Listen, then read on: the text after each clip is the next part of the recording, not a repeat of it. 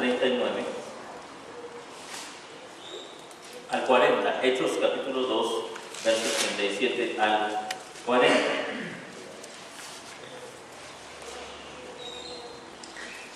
Vamos a leer de forma alternada. Hechos capítulo 2, versos 37 al 40. Comienzo con el verso 37. Al oírlo entonces se compungieron de corazón y dijeron a Pedro y a los otros apóstoles: varones hermanos, ¿qué haremos? Pedro les dijo: arrepentíos y bautícense cada uno de vosotros en el nombre de Jesucristo para perdón de los pecados y recibiréis el don del Espíritu Santo.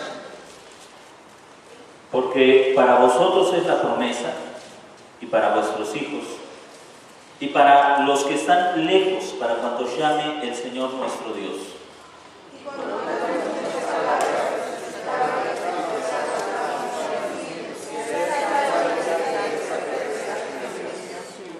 Amén. Bueno, le decía, el tema que quiero tratar con ustedes en esta tarde es el siguiente: ¿es el bautismo de infantes una simple tradición en la Iglesia Reformada? Quisiera comenzar con 5 puntos, 5 argumentos que están en contra del bautismo de infantes. Nosotros como Iglesias Reformadas tenemos una razón, una respuesta de por qué bautizamos a nuestros hijos, pero en la mayoría de las iglesias, el tema es el bautismo de infantes, una simple tradición en la Iglesia Reformada. Es una pregunta que voy a tratar de contestar. Y le repito, si a lo largo del tema usted va teniendo dudas, puede preguntar. Y si usted tiene el impulso de levantarse y salir, porque quizá usted piense: ¿cómo esto es una herejía?, le voy a suplicar que se quede hasta el final, entonces entienda el porqué, ¿verdad? La mayoría de nosotros se nos ha enseñado que el bautismo solamente es para adultos y que quienes bautizan niños son los católicos y solamente los católicos. Pero eso es una mentira, tanto histórica como teológica. Histórica porque a lo largo de la historia podemos ver que mucho antes de que la Iglesia Católica existiera, la Iglesia Romana, mejor dicho, la Iglesia Romana existiera, la cristiandad, la catolicidad, la unidad de la Iglesia Católica cristiana ya practicaba el bautismo de infantes. Es un error teológico porque piensan quienes no lo practican que no hay sustento en la Escritura para esta práctica. Es un error teológico porque a lo largo de la Escritura vamos a darnos cuenta que aunque no hay un mandato a bautizar a pequeños, tampoco, por ejemplo, hay un mandato a presentarlos. Y sin embargo, también se hace en algunas iglesias. De hecho, lo hemos hecho en esta iglesia. Y yo le he dicho a los padres: la presentación de los niños no es un mandamiento. No aparece en ninguna parte de las Escrituras que los niños deban de presentarse. ¿Sí? ¿Sobre qué se basa la práctica de la presentación? Sobre una deducción o una inferencia. Bueno, la práctica del bautismo de infantes también está inferido en toda la Escritura, voy a comenzar citando 5 argumentos que el pastor John MacArthur expone contra el bautismo de infantes, y me parece que el pastor John MacArthur es uno de los hombres más influyentes en el mundo evangélico, un excelente pastor, un gran teólogo, un hombre que ha edificado la vida de la iglesia de una manera increíble. Es un gran expositor de las Escrituras, y por eso es que utilizo los argumentos que él pone, porque me parece que son los más coherentes, ¿sí? Coherentes, exactamente. Hay personas que son demasiado apasionadas y llegan a decir cosas como el bautismo de infantes es una herejía porque eso lo hacen los católicos. Bueno, ese es su mayor argumento. Pero bueno, aquí tenemos el argumento de personas que son serias, que han estudiado las Escrituras, y quiero comenzar viendo estos argumentos para después ir a la Escritura y ver por qué sí nosotros lo hacemos, por qué sí lo hacemos. Y aunque estoy convencido que en la cristiandad, por lo menos en este aspecto, no llegaremos a un acuerdo, también estoy convencido que el bautismo no es esencial para la unidad cristiana. ¿Sí me está entendiendo? La unidad cristiana no está basada en la forma del bautismo, si es por inmersión, por aspersión o en las personas a las que se bautizan, a niños o adultos. La unidad cristiana está fundada en el sacrificio de Jesucristo. Somos un cuerpo porque Cristo murió en la cruz del Calvario. Así que, aunque es un tema importante, me parece que tampoco es determinante como para decir no nos llevemos con los que no están de acuerdo con nosotros, y tampoco para decir que los que no están de acuerdo con nosotros que ni nos hablen, sino más bien para ver que en el cuerpo de Cristo hay algunos temas que no son fundamentales, que son importantes pero no fundamentales, y que podemos tener libertad, porque tanto unos como otros, y ahora creo sinceramente que quienes no practican el bautismo de infantes tienen menos bases bíblicas de los que sí lo hacemos. Y lo voy a tratar de demostrar. Comenzamos. El primer argumento en contra del bautismo de infantes dice así: el bautismo de infantes no está en las Escrituras. No existe mandamiento claro, directo, enfático a bautizar a infantes. Es el primer argumento en contra del bautismo de infantes. ¿Cuál sería? No está en las Escrituras. No está en las Escrituras. Ese es el primer argumento. El segundo argumento dice así: el bautismo de infantes no es un bautismo del Nuevo Testamento. La Escritura guarda silencio acerca de eso. Sin embargo, acerca del bautismo de adultos es extremadamente clara. Todos los que fueron bautizados en la familia del carcelero de Filipos, de Lidia y de Estéfanas, todos recibieron la palabra predicada, creyeron y recibieron al Espíritu Santo, por eso fueron bautizados. Lo que está diciendo aquí el pastor MacArthur es que, por ejemplo, uno de los argumentos que usamos para no el único, para mostrar el bautismo de infantes es que en el libro de Hechos se nos enseña que las casas eran bautizadas, o sea, todos los que estaban en una familia recibían el bautismo. A este argumento responden ellos: bueno, en Hechos se dice que los que creyeron, ¿y quiénes pueden creer? La lógica, el razonamiento lógico es solo los adultos. Así que el cuestionamiento, más bien el argumento sería esto: los únicos que fueron bautizados fueron los adultos, porque solamente ellos pueden creer. El bautismo es solo por inmersión, acorde a la palabra pacto, porque somos inmersos en Cristo, porque la doctrina de la salvación dice que el creyente está en Cristo. Bueno, aquí también hay otro asunto en el que tenemos una diferencia. Nosotros practicamos el bautismo por tres formas. ¿Recuerdan cuáles son?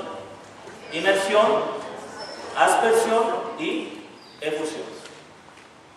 Los credo bautistas, así, este es el término credo bautista. ¿Por qué? ¿Por qué credo? Porque solamente los que creen deben ser bautizados, dicen ellos. Practican solamente el bautismo por inmersión porque dicen que es la única forma válida. Si ustedes recuerdan, en una ocasión ya demostramos que eso es incorrecto, que la palabra bautismo significa lavamiento, y cuando algo se lava no necesariamente se sumerge. Teñir, y eso puede significar hundir, como teñir también, por derramamiento, y sumergir. O sea, en realidad el texto, la palabra griega bapto, no nos dice nada. Sin embargo, a lo largo de las Escrituras nos damos cuenta que el bautismo se practicaba de varias formas. Hebreos capítulo 9, verso 10 dice que en el Antiguo Testamento había distintos bautismos. Y se refiere a los bautismos del Antiguo Pacto que generalmente eran por efusión o por aspersión. Por ejemplo, cuando se sacrificaba algún animal, la sangre tenía que ser, los creyentes tenían que ser bautizados con esa sangre. ¿Cómo? ¿Cómo puedes sumergir a tanta gente en un poco de sangre? Entonces, ¿cómo los bautizaban? Rociando. Entonces, tanto históricamente como etimológicamente no se sostiene la idea de que la única forma correcta de bautizar sea por inmersión. Aunque es la más común en la actualidad, no significa que la iglesia siempre lo haya practicado así. Es la más común. De hecho, nosotros, si ustedes se dan cuenta, las iglesias reformadas aceptan el bautismo de todas las iglesias. Por ejemplo, si alguien viene a nuestra iglesia y dice: quiero ser parte de esta iglesia, lo primero que preguntamos es: ¿has creído en Cristo? ¿Conoces el Evangelio? Luego, ¿has sido bautizado? Sí, no preguntamos cómo. ¿No? Si has creído en Cristo y has sido bautizado, eres miembro de esta iglesia. Pero si usted va a una iglesia bautista, le van a preguntar, ¿ya te bautizaron? Sí, ¿dónde? Ah, es que yo vengo de una iglesia metodista o presbiteriana o pentecostal. ¿Te tienes que bautizar o no? Y eso no es un mandato en las Escrituras. En ninguna parte de la Escritura se nos enseña que una persona bautizada deba ser bautizada de nuevo. Sin embargo, se insiste en eso. Ahora, a lo largo de la Biblia, el bautismo siempre tiene que ver no con muerte y resurrección, que es el enfoque que le dan generalmente las iglesias que practican el bautismo por inmersión. A lo largo de las Escrituras, el bautismo tiene que ver con lavamiento. Por ejemplo, cuando Saulo se convierte, se le dice a Saulo, levántate y lava tus pecados. ¿Qué se le está diciendo? Bautízate. Levántate y lava tus pecados. Y la idea de lavar, Saulo como judío entendía que ese lavamiento era un lavamiento ceremonial, derramar el agua sobre su cabeza para que fueran lavados sus pecados. Luego el mismo Pablo, en Tito, por ejemplo, dice que hemos sido regenerados por el lavamiento, o que somos salvos por el lavamiento de la regeneración. ¿Y a qué se refiere Pablo con el lavamiento? El bautismo. ¿Sí? Entonces, las iglesias reformadas, son, por ejemplo, presbiterianos, algunos metodistas,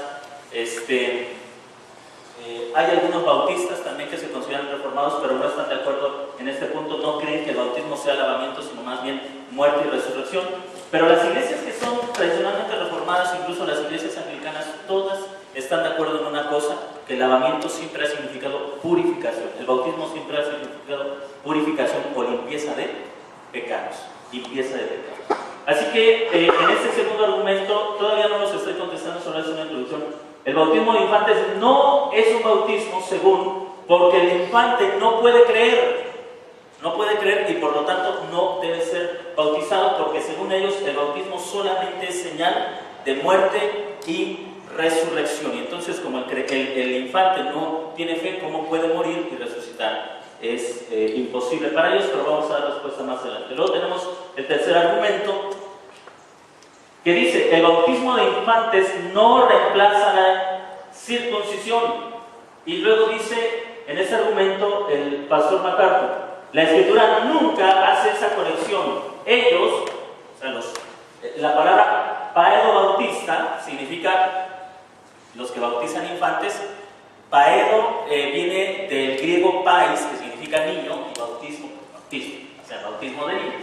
Entonces ellos, señalan los paedobautistas, dicen que la circuncisión es un signo de fe del antiguo pacto y el bautismo es un signo de fe del nuevo pacto.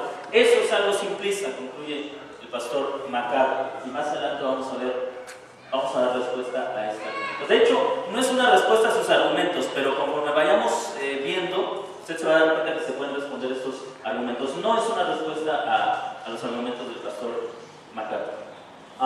4. El bautismo de infantes no está acorde a la naturaleza de la iglesia. El bautismo de infantes confunde a la naturaleza de la iglesia. Dice, la iglesia, que es solo para creyentes, el resto de la gente que está en la iglesia, sean bautizados o no, no son parte de la iglesia redimida. Veo el bautismo de infantes como una evidencia que la reforma fue incompleta.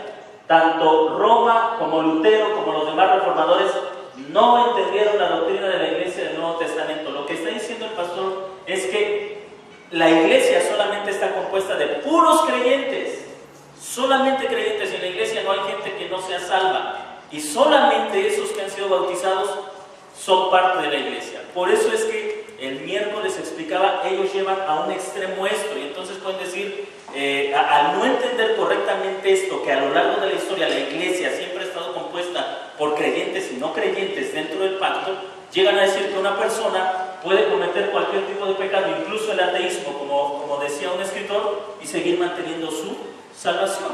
¿Por qué? Porque ellos piensan que la persona bautizada es porque ya es salva, y entonces solo los bautizados son salvos y solamente ellos componen la iglesia. Pero yo me atrevería a decir, eso es algo simplista.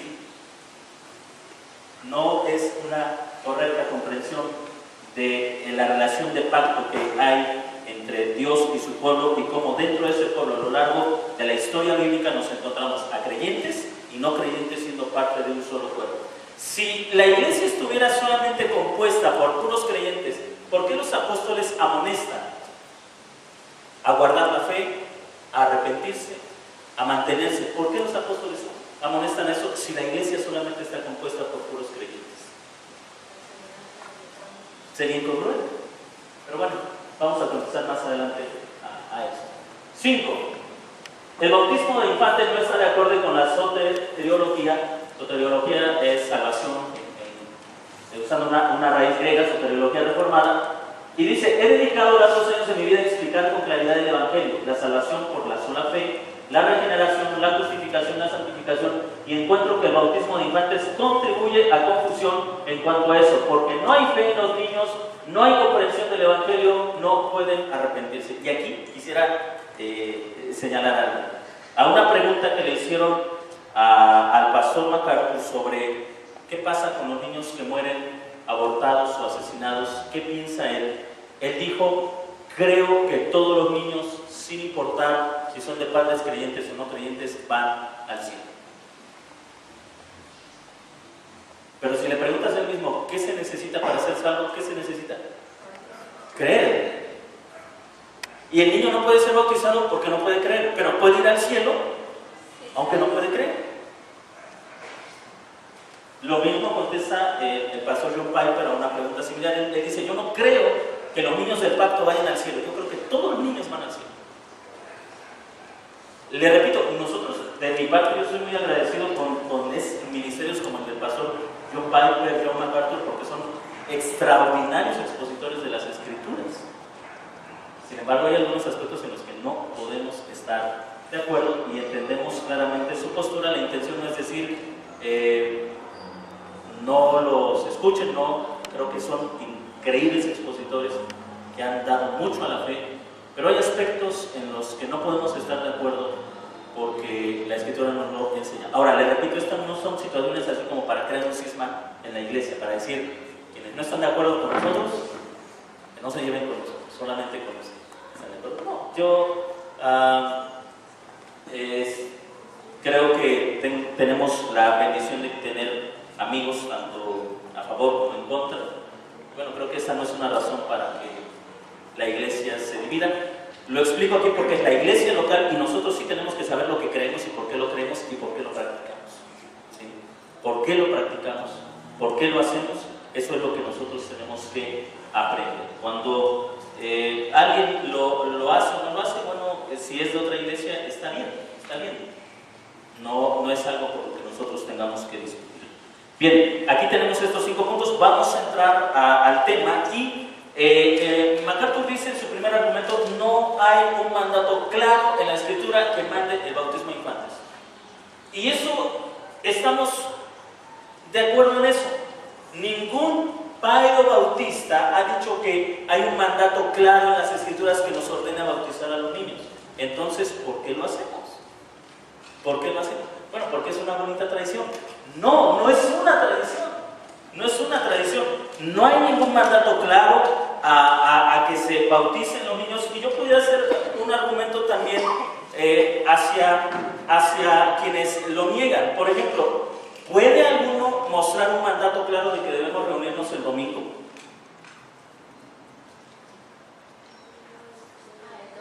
Domingo. No existe.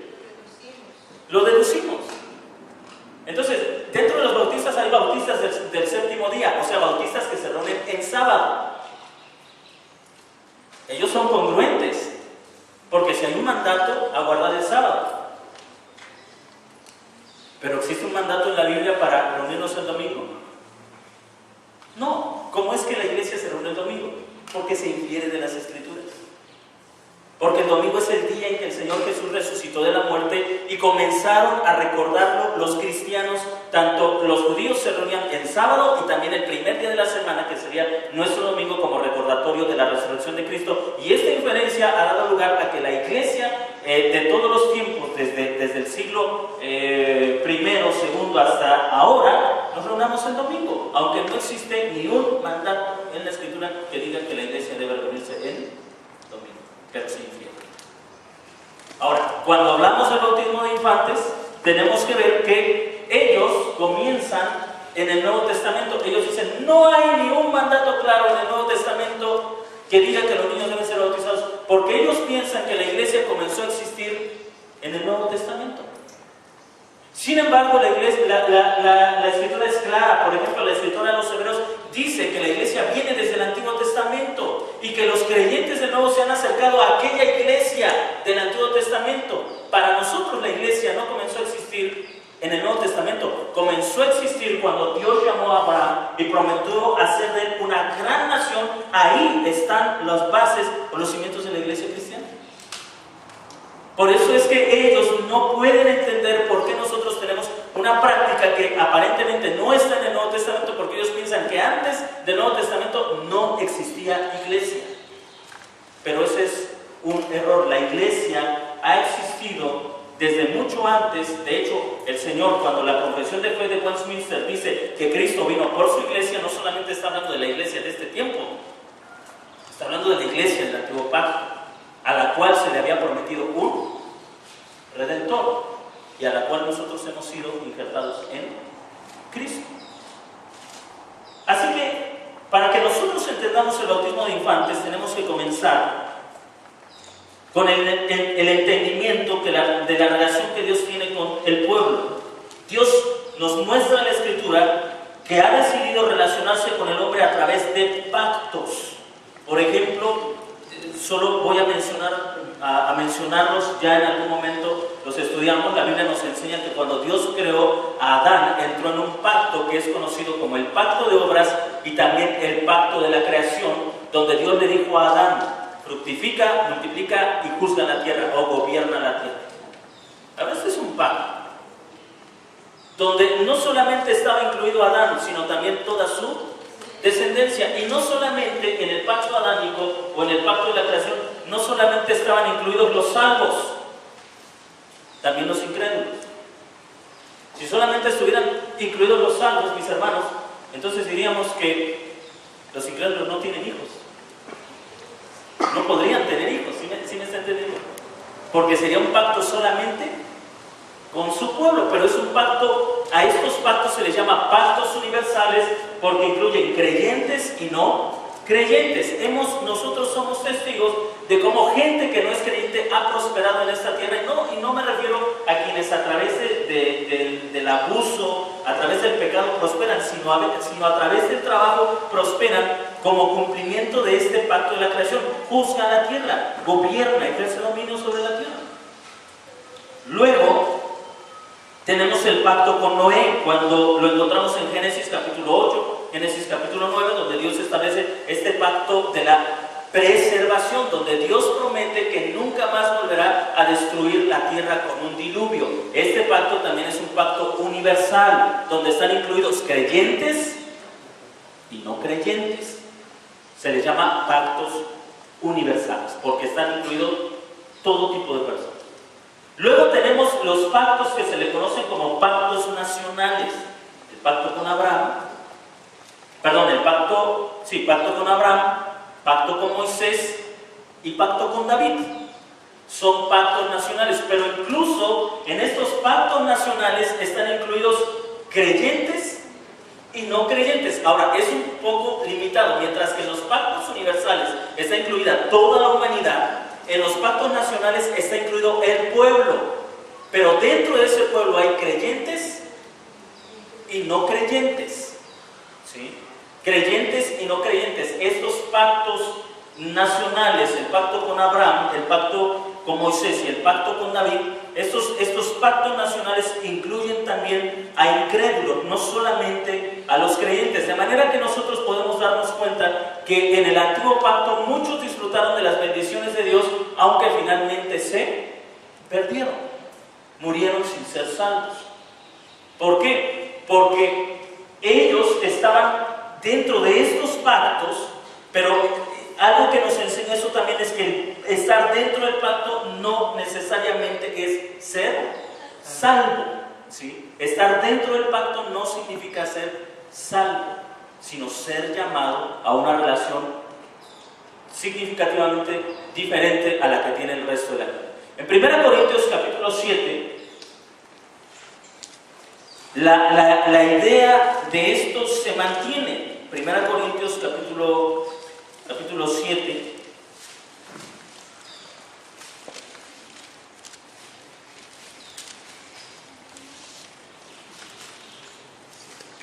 verso 14. Porque el marido incrédulo es santificado en la mujer y la mujer incrédula en el marido, pues de otra manera vuestros hijos serán inmundos, mientras que ahora son santos. Note que aquí Pablo está hablando desde un punto de vista del Antiguo Testamento. Así como en el Antiguo Pacto, cuando un hombre tenía, por ejemplo, un dueño vamos a pensar en Abraham. El hecho de que Abraham creyera a Dios hacía que todas sus posesiones fueran santificadas para el Señor. Eso significaba que incluso sus esclavos, que no eran creyentes, eran santos. No eran creyentes, pero eran santos. ¿Por qué? Porque la fe de Abraham traía a santidad, a santificación, todo lo que estaba bajo su poder, bajo su autoridad. Y el apóstol Pablo, tomando en cuenta esta forma orgánica en la que se percibe la relación en el Antiguo Pacto, hace esta aplicación ahora en el Nuevo Pacto en la relación matrimonial. Un hombre está casado con una mujer incrédula. A causa de ese hombre creyente, la mujer incrédula, ¿qué pasa? Es santificada. No dice que sea salva, pero a causa de este hombre, su mujer, por causa de él, ha entrado en pacto con Dios y ahora es santa. Luego, los hijos que surgen de esta relación, ¿cómo son? Santos. Note que Pablo jamás usa la palabra salvos, sino santos. Diferentes al resto de las mujeres o al resto de los niños, diferentes a las mujeres incrédulas y niños incrédulos por causa del hombre creyente, o si la mujer fuera creyente, por causa de la mujer creyente, el hombre se convierte en un hombre santo y sus hijos son santos. Por causa de esa persona creyente, toda la familia viene a entrar a la relación de pacto con Dios. No está diciendo que ellos son salvos, sino que son santos. Dios les trata de manera diferente que al resto de la gente que no es creyente. ¿Qué estamos viendo aquí? Pablo hablándonos con una mentalidad hebrea de una unidad orgánica. Nosotros, hermanos, esto nos puede sorprender porque vivimos en mundos individualistas. De hecho, todo lo que hacemos lo hacemos pensando en nosotros, ¿no es cierto?